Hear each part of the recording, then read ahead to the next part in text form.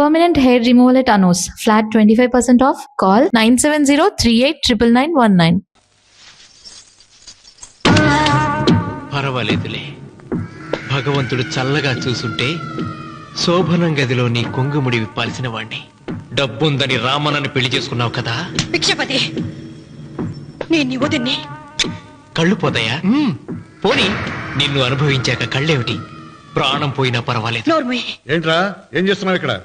ఏం లేదు నాన్న, పాలేమన్నా ఉంటే ఒక బిందెడివ్వు, నేను కూడా శివలింగం మీద పోస్తాను అంటే నోర్మి అంటుంది. మూసా పోస్తాను వదినా. ఏమా, వాడేమన్నా వాగాడా?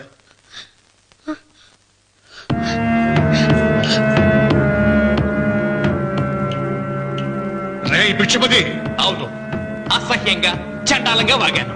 చంపుతావా? చంపు. మీ తాత ముత్తాతల జంతువులు చంపితే నువ్వు నన్ను చంపు. చంపి నా తల కూడా గుమ్మానికి వేలాడగట్టు. ఇదిగో, పుట్టినప్పటి నుంచి సీత నా భార్య అనుకున్నాను, ఆరాధించాను. నేను తాగుబోతుని, తిరుగుబోతుని, లపుట్టు వేదవునని చెప్పి ఆ సీతకు రామన్న చౌదరి గారికి దగ్గరుండి పెళ్లి జరిపించావు కదా. వాళ్ళ కాపురం కూల్చే వరకు నాకు మనశ్శాంతి ఉండదు. సీతని కట్టబెడితే పీటల మీద విషం దాకా చచ్చిపోతుందని బంగారు లాంటి రామునికిచ్చి పెళ్లి చేయించానురా. వెంటనే నీ పద్ధతి మార్చుకోకపోతే నువ్వు తినే అన్నంలో విషం కలిపి చంపేస్తాను. వెదవా, వద్దు నాన్న, వద్దు. ఈ చెప్పు దెబ్బ ఎప్పుడో కొట్టుంటే బాగుపడి ఉండేవాడిని. నాన్న, నీ మీదొట్టు, ఇంకెప్పుడు తప్పు చెయ్యను నాన్న, తప్పు చెయ్యను. నన్ను క్షమించు నాన్న. ఏర్పాట్లన్నీ పూర్తయ్యాయా? అది ఏమైంది లోకేశ్వరరావు? 50 జంటలు నమోదు చేయించుకున్నారండి. అందులో 30 జంటలకి దానం చేయడానికి మాత్రమే మన దగ్గర భూమి మిగిలి ఉంది. మరి మిగతా 40 ఎకరాలు అంటే మన పొలమంతా ఈవేళ బాబు గారు ఎన్ని సంవత్సరాల నుంచి దానం చేసుకుంటూ వస్తున్నారు. కొండలైనా కరిగిపోవలసిందే కదా. మరి ఇన్నాళ్ళు నాకెందుకు చెప్పలేదు? మీరు పుణ్యకార్యం చేస్తున్నారు, మిమ్మల్ని ఇబ్బంది పెట్టడం ఎందుకని. రామన్న పేరుతో 2000 ఎకరాలు ఉండాలిగా, అందులోంచి రాసేవాడి. అందులో మిగిలిన 60 ఎకరాలే ఇప్పుడు రాశానండి. ఆయన పేరు మీద గజం భూమి కూడా మిగలలేదు. రేపు శుభకార్యం ఆకూడదయ్యా. నూతన దంపతులు నా ఇంటి దగ్గర నుంచి నిరాశగా తిరిగి వెళ్ళకూడదు. నాతోరా జగన్నాథం. అన్నయ్య, నువ్వు ఈ సాయం చేస్తే నా పరువు కాపాడిన వాడివవుతావు.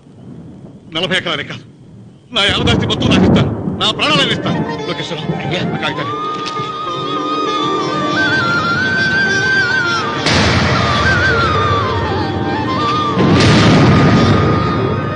మీ కుటుంబం 10 కాళ్ళ పాటు చల్లగా ఉండాలయ్యా.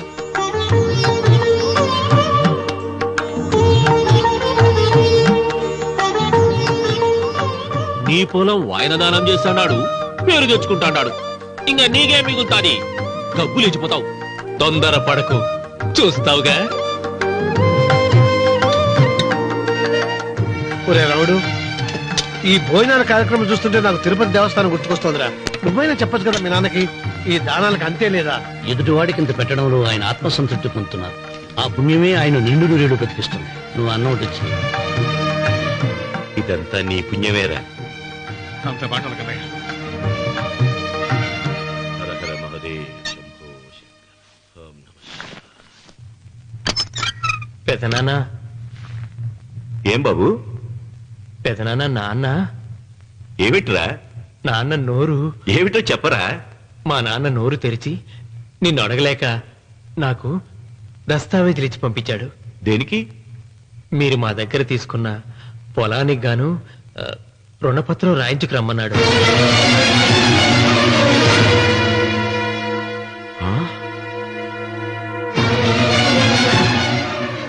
నా తమ్ముడు రుణపత్రం అడిగాడా? అయ్యో, సంతకం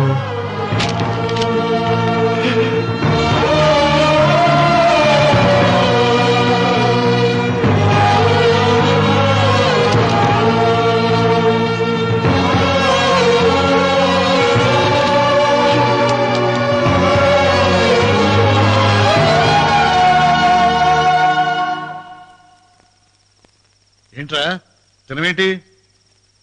ఓహో, అన్నంలో విషం కలిపి చంపుతున్నానని భయపడి చస్తున్నావా? లేదురే, తిను. ఏంట్రా? నాకేమైంది?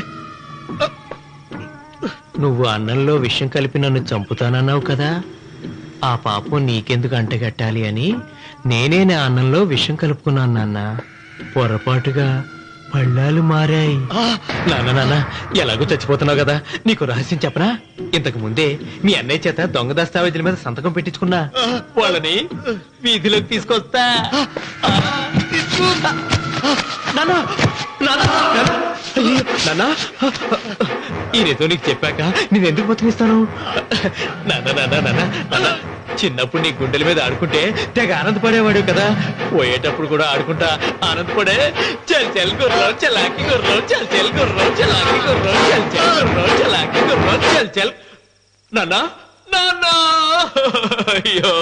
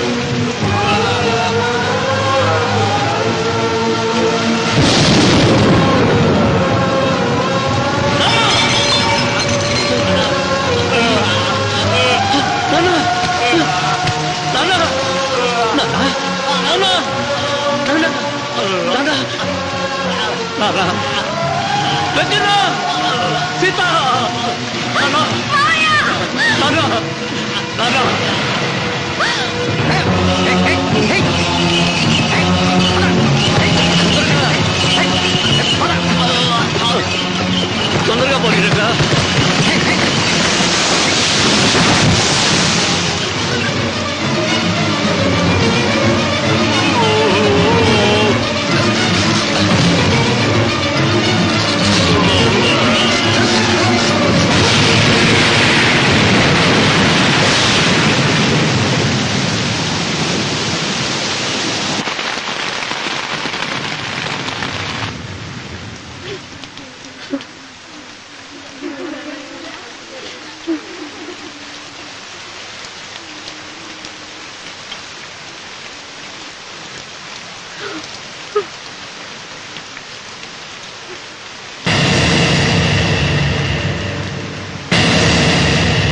అందరికీ నమస్కారం.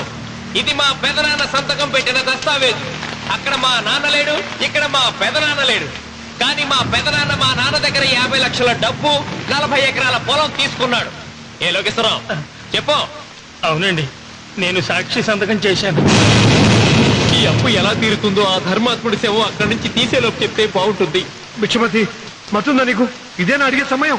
ఆయన తగలబడిపోతే ఆయనతో పాటు ఈ నిజం తగలబడిపోతుంది. మా అన్నయ్య ఆ ధర్మాత్ముడు రక్తం పంచుకుంటాడు.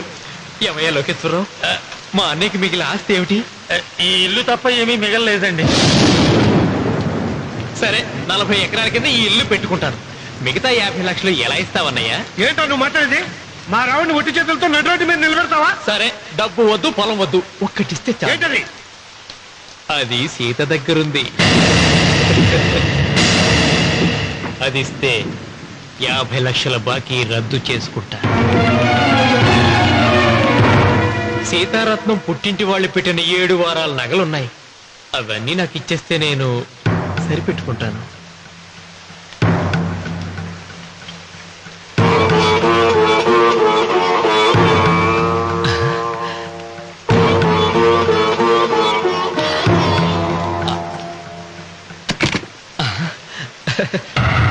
అదేమిటి, నీ మెళ్ళ ఉన్న మంగళసూత్రం బంగారం కదా, అది కూడా తీసిపెట్టు. అన్నయ్య తీసేమని చెప్పు. రేయ్, నువ్వు కట్టాల్సిన మా రావుడు కట్టాలని ఖచ్చితంగా కదా ఈ పని చేస్తున్నావు. తప్పు మాట్లాడుతున్నావు శాస్త్రి. నాకు ఆ తాళి అక్కర్లేదు, ఆ 50 లక్షలు కట్టమను. నీకందరికీ చేతులెత్తి మొక్కుతున్నారు. ఒక ఐదింటి ఇల్లాలి ఐదోతనాన్ని కాపాడండి. మీకోసం తన సర్వస్వాన్ని మీకు దానం చేసి కొడుకును ఒట్టి చేతులతో నిలబెట్టారు మా శివరామకృష్ణ గారు. మీరందరూ ఇంటి మూలంగా లాభం పొందిన వారే. ఆ ఇల్లాను మంగళసూత్రం తీయకుండా కాపాడండి. దయచేసి మీకు కొంచెం సహాయం చేయండి. పంతులు, నీకేమైనా సిగ్గుండదా? కడుపుకు అన్నం తింటాడావా, గడ్డి తింటాడావా? దానం ఇచ్చినట్టుది తిరిగి పీక్కుంటావా? నీ అమ్మాల కలుగాల పెట్ట. ఊరికేనే ఇచ్చాడా? పుణ్యం కోసం ఇచ్చాడు. సత్యాక తిరిగి ఇవ్వమంటే ఎలాగండి? ఎవడు దానం చేయమన్నాడండి? ఒళ్ళు కొవ్వెక్కి దానం చేశాడు. అన్నం పెట్టి తిన్నది కక్కమంటే ఎలాగండి? సోము తమ్ముడిది సోకేవా అన్నగారు అనుభవించారన్నమాట. ఏమైనా నిలబడి చూస్తాడారు సిగ్గు లేకుండా. ఈయనే ఉంటే మన గుండె అని విక్కుంటారు. మనం వచ్చే పట్టుకొని అడుగు తినాలి.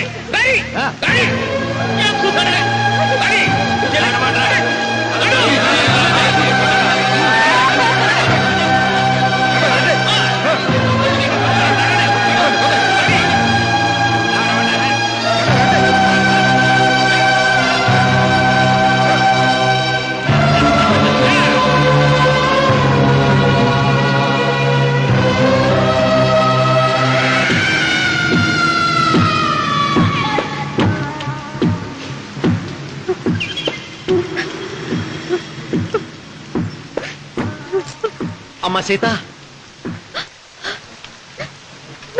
భిక్షపతి, మా వియ్యంకుడు బాకీ ఉన్న 50 లక్షల డబ్బు, 40 ఎకరాల పొలం నీకు నేనిస్తాను, సరేనా?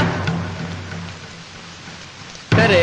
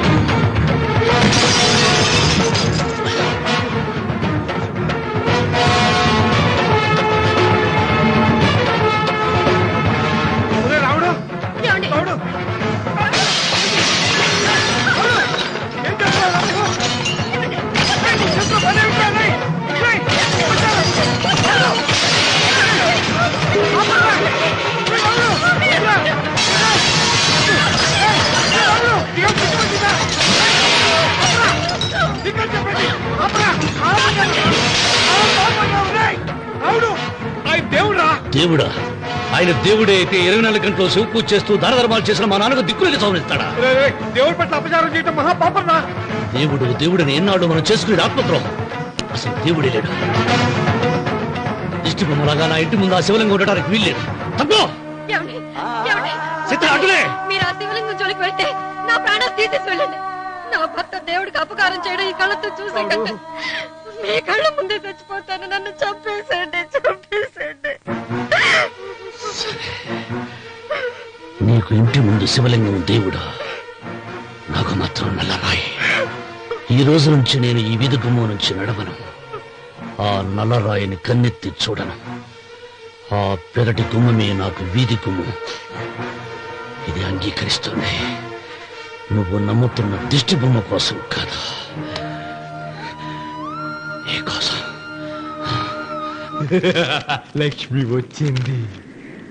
ఇంకా సీతారాముడు. భిక్షపతి గారు తీసుకున్నది 40 ఎకరాలని, మిగతాదంతా కుట్ర అని, ఆ కుట్రలో నాకు భాగస్వామ్యం ఉందని రామన్న గారికి తెలిస్తే నన్ను చంపేస్తారండి. డబ్బు చూసేసరికి ఆశ పుట్టిందా? ఇదిగో ఈ సంగతి ఎవరికైనా చెప్పావో కోసేస్తా. భిక్షపతి, నువ్వు నాశనం అయిపోతావురా, నాశనం అయిపోతావు.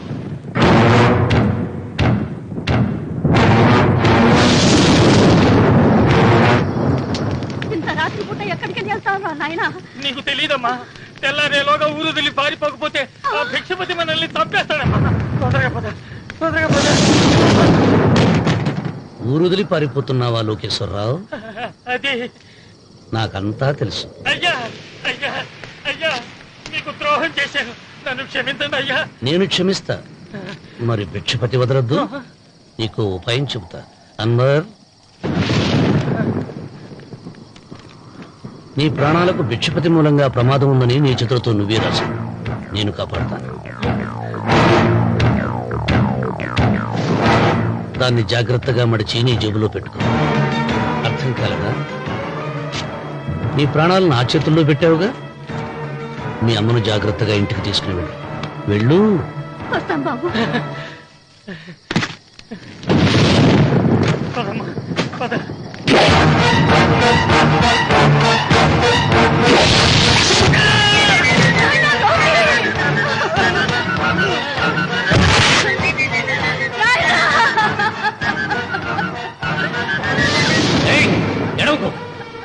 ఎడవకో. కన్నీళ్లు పెట్టేంత గొప్ప చరిత్ర కలిగిన వాడు కాదే నీ కొడుకు. అన్నం పెట్టిన మా నాన్న చావు కారణమైన వాడు. నీ కొడుకుని భిక్షపతి చంపాడని పోలీసులకు చెప్పాలి. అప్పుడే బ్రతికినంత కాలం నీకు నీ మనవరాలకి ప్రాణభిక్ష పెడతాను. లేకపోతే అన్వర్, అయ్యా, వీడి శవాన్ని తీసుకెళ్లి భిక్షపతి ఇంటి ముందు పడే. ఉంచుకున్న ఆస్తి, అంతస్తు, నగలు అన్ని అన్ని అన్ని ఆ బిడ్డకి రాసిస్తాడు తెలుసా? మొన్న డాక్టర్ పరీక్షించి ఏం చెప్పింది నీకు? పిల్లలు పుట్టే అవకాశం చాలా తక్కువగా ఉంది అని చెప్పలేదు? చెప్పు. గొడ్రాలు అన్న పాయింట్తో నిన్ను పంపేసి మళ్ళీ కొడుక్కి పెళ్లి జరిపిస్తాడు. దిక్కుతోచని నువ్వు ఆత్మహత్య చేసుకుని చచ్చిపోతావు. ఇదంతా జరగకుండా ఉండాలంటే నీ తోడికోడలు కన్న బిడ్డని కన్నట్టే చంపేయాలి. ఈ భయాలేవి పెట్టుకోవద్దు. మీ నాన్న గుండెల్లో కత్తి కసా కసా దింపిన కసాయి వాడి మీద పగ తీర్చుకుంటున్నాననుకో, అంతే. బిడ్డ చచ్చిపోతే దిగులుతో రుక్మిణి చచ్చిపోతుంది. ఆమె పోతే ఈ ఇంటికి, ఆ ఇంటికి, అసలింటికి అన్నిట్లో నీదే పెత్తనం. హా!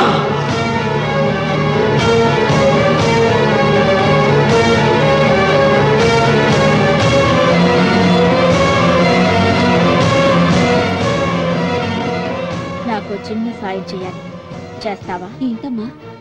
బిడ్డకి పాలల్లో విషం కలపాలి. అయ్యో, నేను నడ్డాను కాదమ్మా.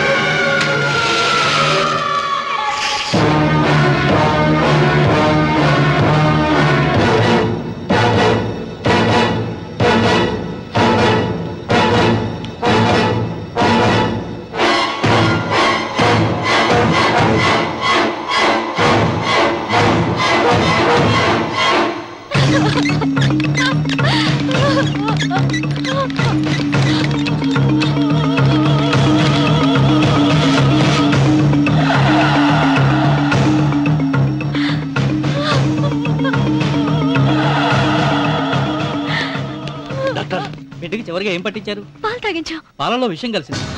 Sister, call doctor Reddy. చివరిగా పాలు ఎవరు పట్టించారు?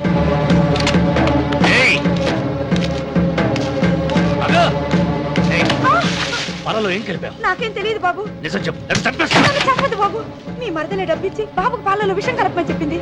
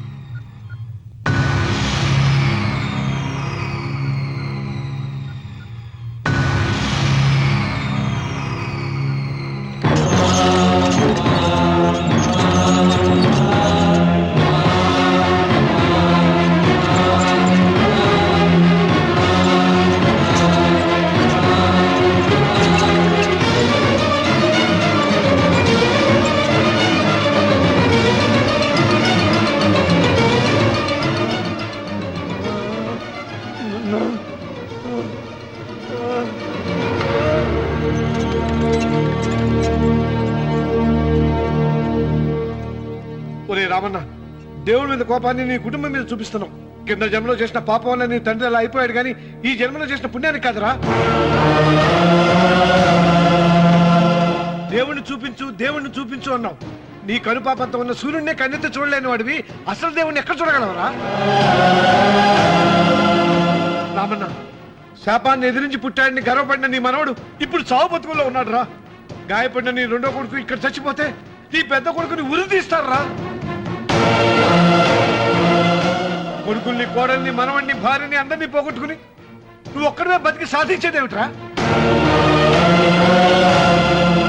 శివలింగాన్ని ప్రతిష్ఠించమను అన్నయ్య అని నన్ను బతిమాలి నిన్ను ప్రాధేయపడి తన ఆఖరి కోరిక తీరకుండానే చచ్చిపోయింది నా చెల్లెలు.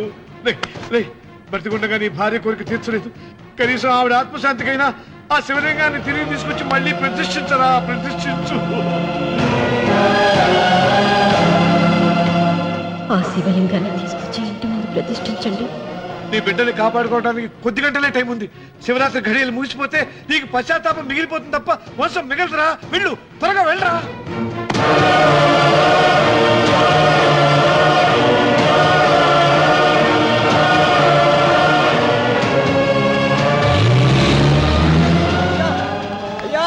అయ్యా గారు,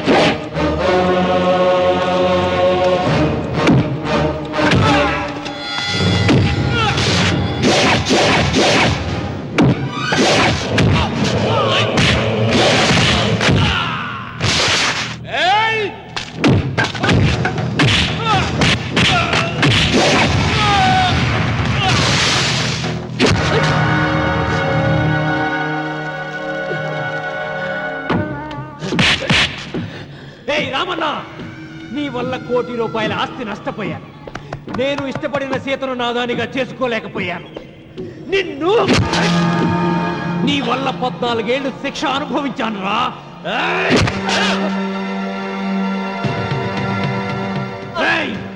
ఒంటరితనం నాకు అంటగట్టిన నిన్ను నీ కుటుంబంతో కలిసి ఉండనివ్వనురా.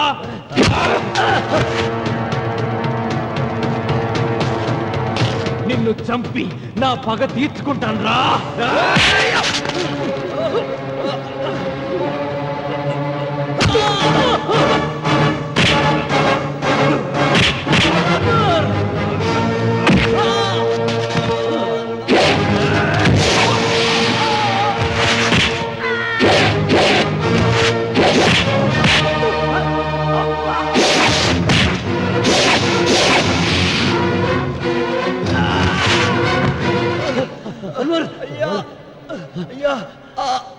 శివలింగం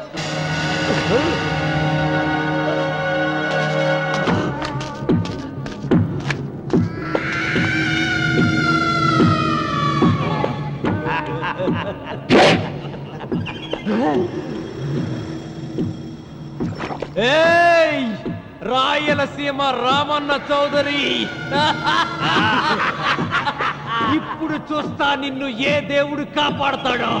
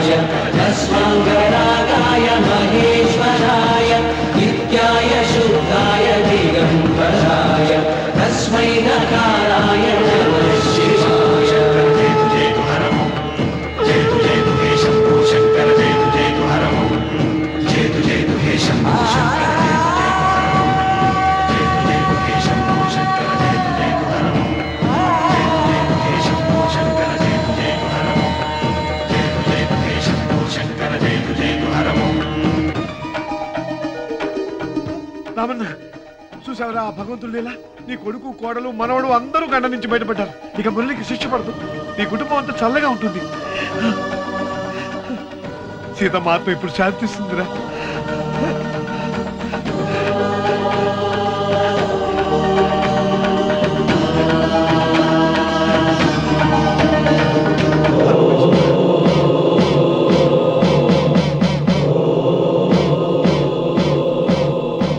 రామన్న రామన్న ఒరేయ్ రామన్న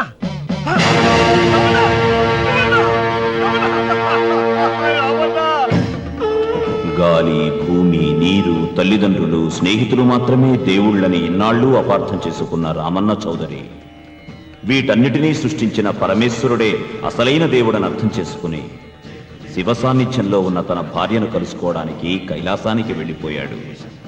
జీవితం చరితార్థం చేసుకున్నాడు.